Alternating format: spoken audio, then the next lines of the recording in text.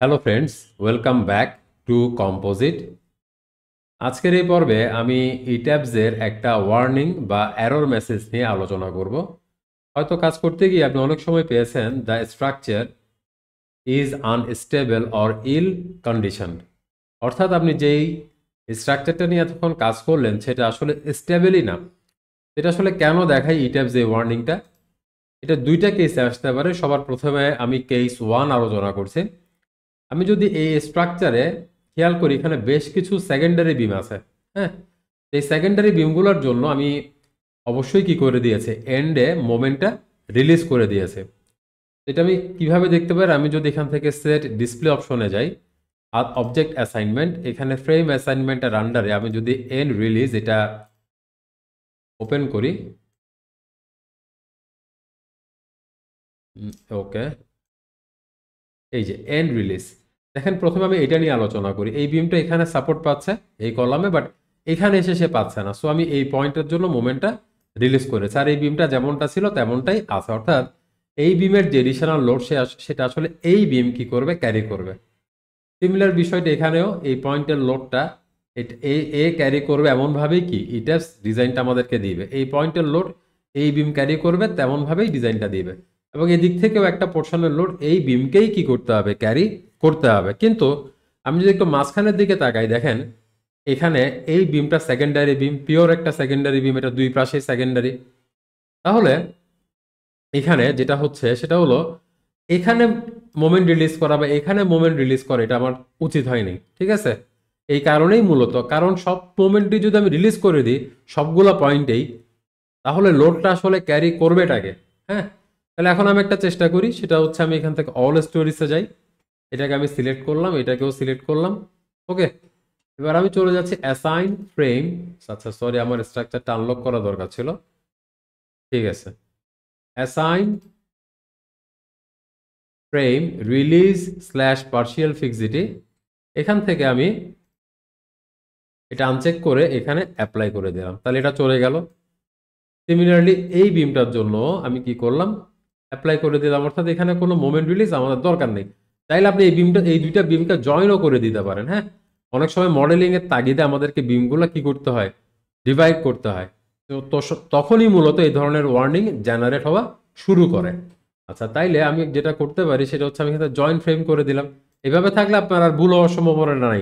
কিন্তু এটা কেন আমি ডিভাইড করেছিলাম, হয়তো এই বিমটাকে আমি রেপ্লিকেট করে এখানে নিয়েছি, যে কোনো কাজে আমাকে এই বিমটা ডিভাইড করতে হয়েছিল।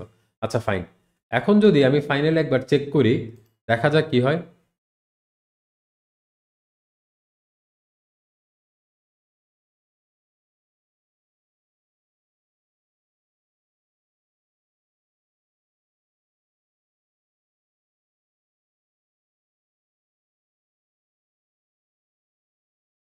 খেয়াল করেন এখন কিন্তু এই ধরনের কোনো ওয়ার্নিং ইট্যাবস আমাদেরকে শো করছে না। দ্যাট মিনস কেস ওয়ান, অর্থাৎ প্রথম যে কেসটা আমি আপনাদের সাথে ডিসকাস করতে চাচ্ছিলাম সেটা ওকে অ্যান্ড ফাইন। এখন আসেন সেকেন্ড কেসে এটা কিভাবে আসতে পারে। আমি কেস টু এর জন্য একটা ফাইল রেডি করে রেখেছি।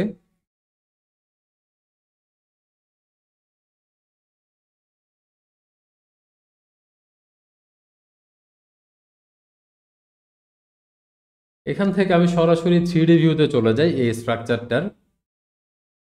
এখন কাজ করতে গিয়ে আমি খেয়াল করলাম, আমি যখন স্ট্রাকচারটাকে অ্যানালাইসিস করেছি, এটা কিন্তু আপনি অ্যানালাইজে গিয়ে যখন চেক মডেল করবেন এই ওয়ার্নিংটা কিন্তু সে তখনও কিন্তু আমাদেরকে দেখায় না। এটা আমার আগেও বলা দরকার ছিল, আগেই বলা দরকার ছিল। সে কিন্তু তখন দেখায় না, বাট সে এটা তখনই দেখায় যখন আমরা রান অ্যানালাইসিস করি স্ট্রাকচারটাকে, তখনই দেখায়।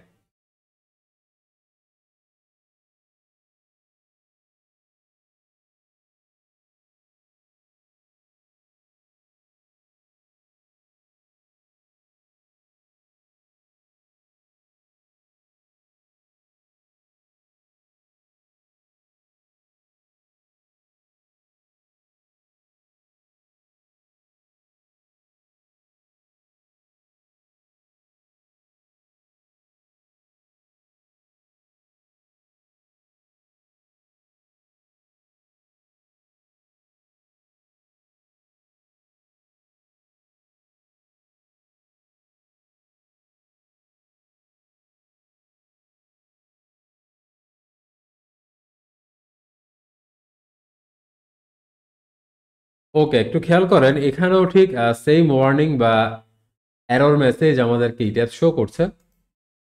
তো এখানে আমি বেশ ভালোভাবেই চেক করেছি, এখানে অ্যাকচুয়ালি মোমেন্ট রিলিজ করার কোনো ইস্যু নাই। তাহলে আপনার স্ট্রাকচার যদি এই ধরনের ওয়ার্নিং শো করে, আপনি প্রথমে চেক করলেন যে কোনো জায়গায় সেকেন্ডারি বিম রিলেটেড ইস্যু আছে কিনা। যদি তাও না থাকে, তাহলে আপনি যেটা করবেন সেটা হচ্ছে প্রথমে মডেলটা আনলক করবেন। এরপর আপনি যেটা করবেন সেটা হচ্ছে সিলেক্টে যাবেন, এরপর আবার কি সিলেক্টে যাবেন, অবজেক্ট টাইপে যাবেন, জয়েন্টস। অনেক সময় মডেল করতে গিয়ে আমরা কি করি, এমন কিছু জয়েন্ট ড্র করি যা আমরা পরবর্তীতে ডিলিট করতে ভুলেই যাই, ঠিক আছে। তো আমি এখান থেকে এটা ডিলিটে প্রেস করলাম, বা এখান থেকে এডিটে গিয়ে আমি এটা কি করতে পারি, ডিলিট করতে পারি। আপনার হয়তো মনে হতে পারে এখানে যাবতীয় স্ট্রাকচার থেকে সবগুলা জয়েন্টই তো চলে গেল। না, এটা কোনোভাবেই সম্ভব না। এটা হচ্ছে আননেসেসারি যে সমস্ত জয়েন্ট আছে এটা সেটাকেই কি করবে, ডিলিট করে দিবে, ঠিক আছে। আমি একটা কাজ করি, সেটা হচ্ছে উম, আচ্ছা, আমি এটার একটা প্রমাণস্বরূপ একটা কাজ করি। সবার প্রথমে আমি এখান থেকে, আচ্ছা এই ফাইলটা আমি আরেকবার ওপেন করি, H2। আমি বেন্ডিং মোমেন্টের রেসপেক্টে আপনাদেরকে বিষয়টা বোঝাতে চাচ্ছি। যদি জয়েন্টটা আসলে ডিলিট হয়ে যেত তাহলে আমরা কিন্তু নেগেটিভ মোমেন্ট এখানে পেতামই না। ওকে, আপনাদের মূল্যবান সময়টা সেভ করার জন্য আমি রেকর্ডিংটা পজ করে রেখেছিলাম। এখন দেখতে পাচ্ছেন সিমিলার ওয়ার্নিং আবার আমাদের এই স্ট্রাকচারে চলে আসছে। এখন আমি যদি একটু ডিসপ্লেতে যাই, এরপর আমি যদি ফোর্স স্ট্রেস ডায়াগ্রামে যাই, এখান থেকে আমি যদি ফ্রেম পিয়ার স্ল্যাশ স্প্যান্ড্রেল, অর্থাৎ আমরা মোমেন্টটা দেখতে চাচ্ছি, ধরেন আমি এখানে যে কোনো একটা কম্বিনেশন এটা নিলাম। এখান থেকে আমি এলিভেশনে চলে যাই বোঝার সুবিধার্থে, সে এলিভেশন এ অ্যাপ্লাই করলাম। এখন আমি এখানে দেখতে যাচ্ছি এই যে মোমেন্টের ভ্যালুটা, ঠিক আছে। আমি এখান থেকে একটু দেখেই, এটা ধরেন 107 বা 116, সরি 121, 121 কিলো নিউটন মিটারের মতো এখানে মোমেন্ট দেখাচ্ছে।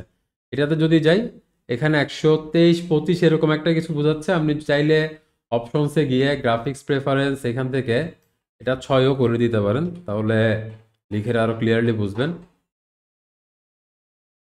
এই যে এখন আর একটু বেটার, 136। এটা আসলে আপনি কোন জায়গায় ধরছেন তার উপর নির্ভর করে, 120, 21 এরকম একটা ভ্যালু এখানে আছে। এখানে এখানে 130 বা 33 এই ধরনের একটা ভ্যালু আছে। এবার আমি যেটা করব, ওয়ার্নিংটা আমি একটু সলভ করি, কারণ আপনি যখন জয়েন্ট ডিলিট করে দিবেন আপনার মনে একটা কনফিউশন অ্যারাইজ হতেই পারে, রাইট। আচ্ছা, এখন আমি এটা আনলক করলাম। এরপর আমি যেটা করব সেটা হচ্ছে সিলেক্টে যাব, আবার সিলেক্ট অবজেক্ট টাইপ, এখান থেকে আমি জয়েন্টে গেলাম, সিলেক্ট করলাম, ক্লোজ করলাম, এডিটে গিয়ে আমি এটা ডিলিট করে দিলাম। ওকে, এবার আমি স্ট্রাকচারটা প্রথমে অ্যানালাইসিস করি। আমি আবার একটু রেকর্ডিংটা পজ করে দিই, আপনাদের সময়টা সেভ হবে।